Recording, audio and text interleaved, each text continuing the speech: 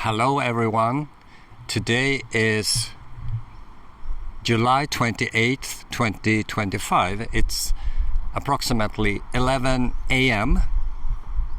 and I've been trying to do this video for like a half an hour now. So I'm back here in Skepparviken with the outlook of Turholmsfjärden. So Skepparviken equals Skipper's Bay, and behind me is actually a bay from the Baltic Sea. I can't translate. It's a beautiful name, Turholmsfjärden. Really tricky.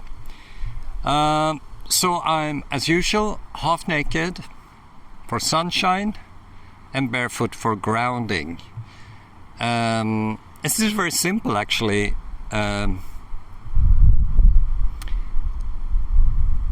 The attention restoration theory suggests that if you sort of socialize with nature, so there's some grass, I'm walking on the bedrock, there are trees and all the sounds, it's not noise, it's sounds which these trees are making, and the visual input from this, and I think I dare to say, in combination with the sunshine, which when it interacts with the cholesterol in my body produces vitamin D, which influence 900 genes, improving your health. And I think yesterday also Andrew Huberman at Stanford had did a video on Instagram, you can go and check it yourself, where he talked about the impact of sunshine from early day. I'm a bit late, but morning and late afternoon sunshine, because otherwise it becomes too intense. But the sunshine has a huge impact, which he describes very technically. I can't retain that.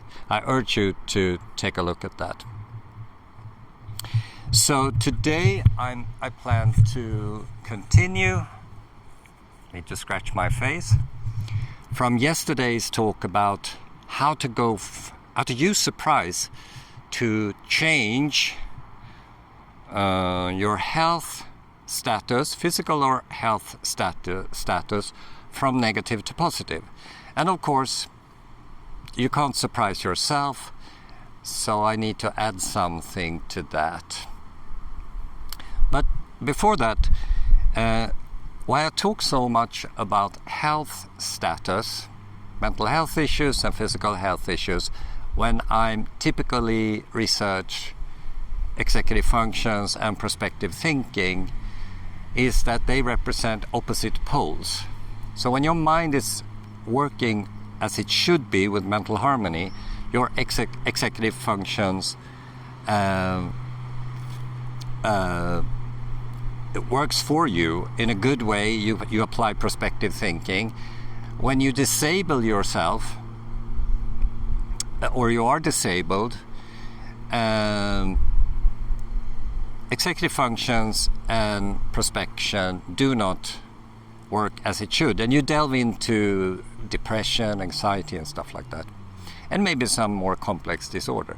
So anyway, the prevalence of mental health issues in Finland are huge. So a couple of weeks ago, the Helsingfors University said that 77% of the women and 70% of the men will have a psychiatric, psychological, or a behavioral oriented diagnosis. And this is huge. This is huge. Not in a positive way. It's horrible. It's horrible. But remember, which I have reiterated, that before that, I cited the Finnish Brain Foundation, who said that 50% of the women and 30% of the men over 45 will contract a serious brain disease. And they mean Alzheimer's and dementia. And this is also horrible. But no one believed me when I said that. And Helsingfors University of Helsingfors topped that with these numbers, 77 and 70%. And 2 days ago, before that, another marker was that Citra Fund said that entrepreneurship and innovative thinking, which are my typical expert areas, are at rock bottom. And I said to the guy, I'm here, I'm the expert, they brought me here because I'm the expert, do you want to cooperate?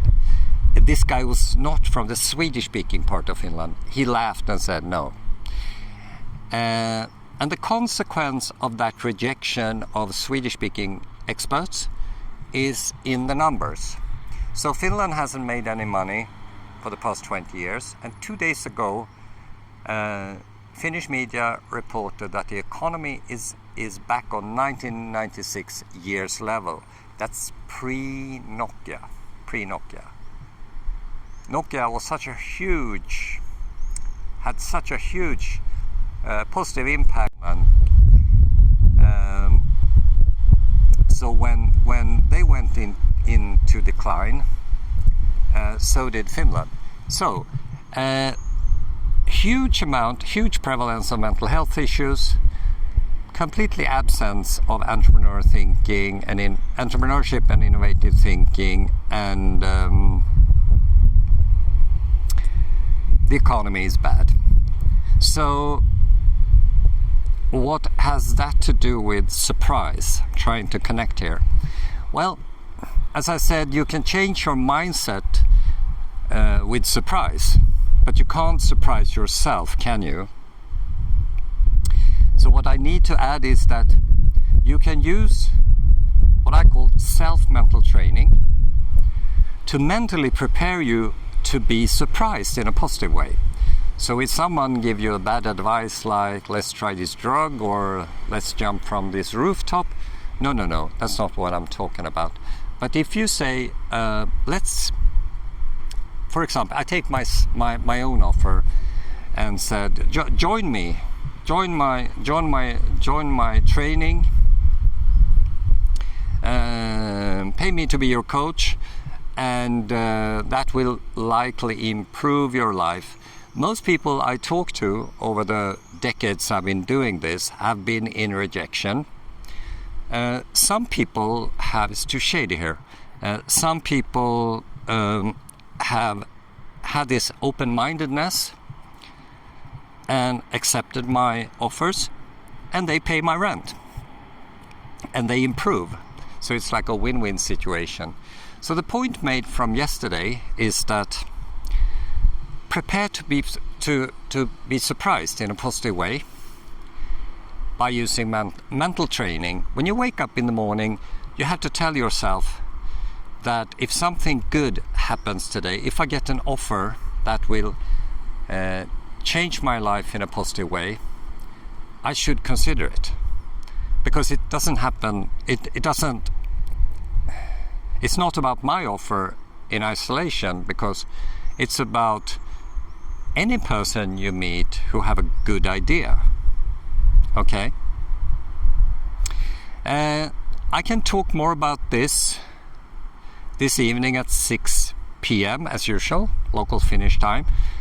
And remember, I do this pro bono, of course, but you can donate using Wise, and you can, I have a few donations actually, so please join the crowd.